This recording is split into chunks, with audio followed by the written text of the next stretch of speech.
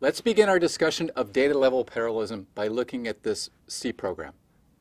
First of all, we have three short arrays, where short is a 16-bit number. And each of these arrays, you could think of this as each of these as these are one-dimensional arrays. Each of these have four 16-bit values stored in successive memory locations. So A has four values stored in four locations. Same with B and C. Now what we're doing with this loop is we're taking each element of B and C and adding those together and then storing the result into A.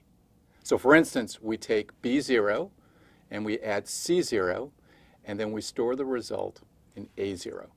And we do this for all four elements of B, C, and A. Now these arrays A, B, and C contain four data elements, A0, A1, A2, and A3 for array A.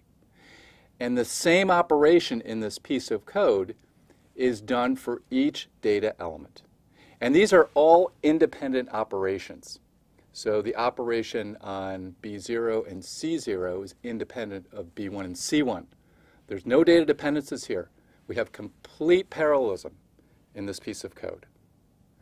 So we can replace these four add operations in the loop by one instruction, which is called a SIMD add instruction. Now, SIMD stands for single instruction in multiple data. If you noticed in our code example, we're doing the same operation on multiple pieces of data. So all we need really is one instruction, so long as we can do the same thing in that instruction on multiple pieces of data. So these are special instructions for what are called vector data, and you can think of these as arrays. And the identical operation is performed on each of the corresponding data elements. That's the kind of fundamental feature of this type of instruction. And the data elements are stored contiguously. So one loader store can potentially read or write all the elements at once.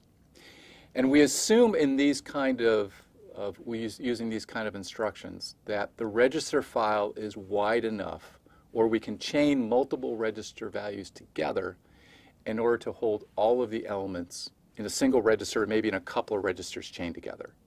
Now let's see how we implement this for loop using SIMD instructions. Now we need to make a little bit of an assumption here. So right now our pipeline is 16 bits wide. So we have an LC3 is a 16-bit machine. We're going to assume a wider machine. We're going to assume a 64-bit machine like we have in some of our cell phones. Some of our newer cell phones use 64-bit registers. We're going to assume that now for the LC3. So if we assume that, then what we can do is we can do one load instruction to get all of B. If B is four 16-bit elements, then that's 64 bits total. And we're assuming that we can do 64-bit transfers from memory into a 64-bit register. So we can do one LDR in order to get B. And we're assuming here in this code that R4 is the address of the first element of array B, of B0.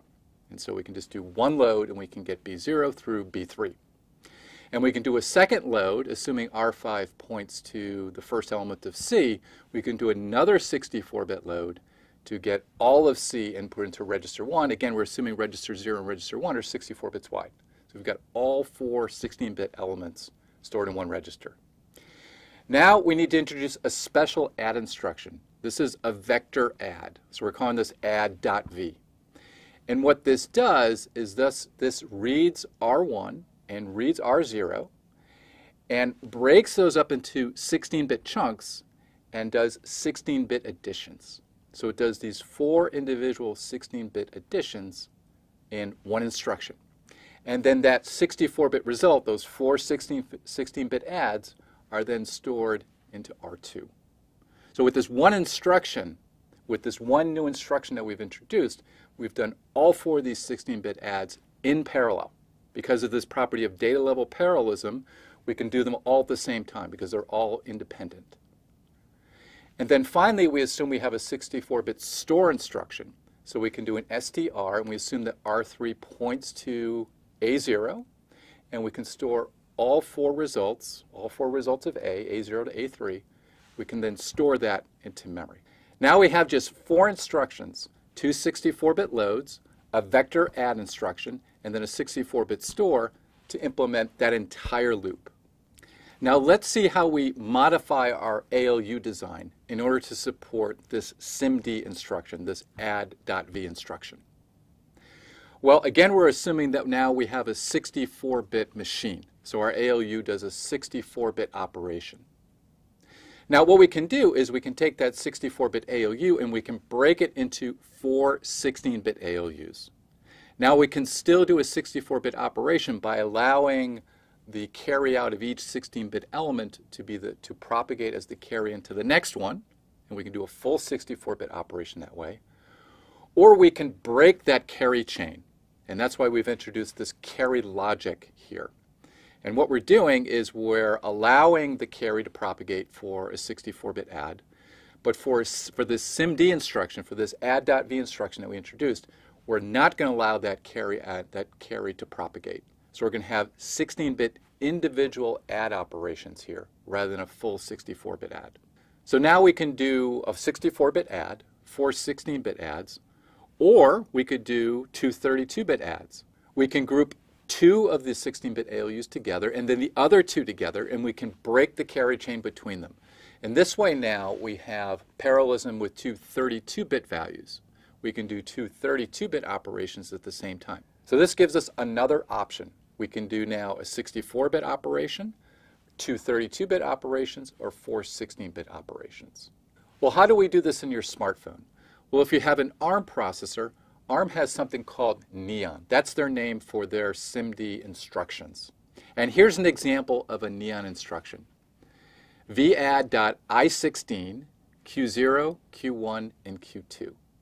Okay, so V stands for vector, so this is a vector add. This is a SIMD operation where we're taking multiple pieces of data, we're doing the same operation on them in parallel.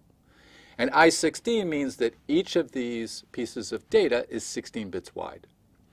And Q stands for quad word. So in ARM that means 128-bit quantity. Because what you'll notice here is we have 2 quad words, Q1 and Q2, and they're 128 bits wide, and we're breaking those into 8 16-bit chunks. And we're doing 8 16-bit additions in parallel on these 2 quad words. And then we're storing that result in parallel to register Q0.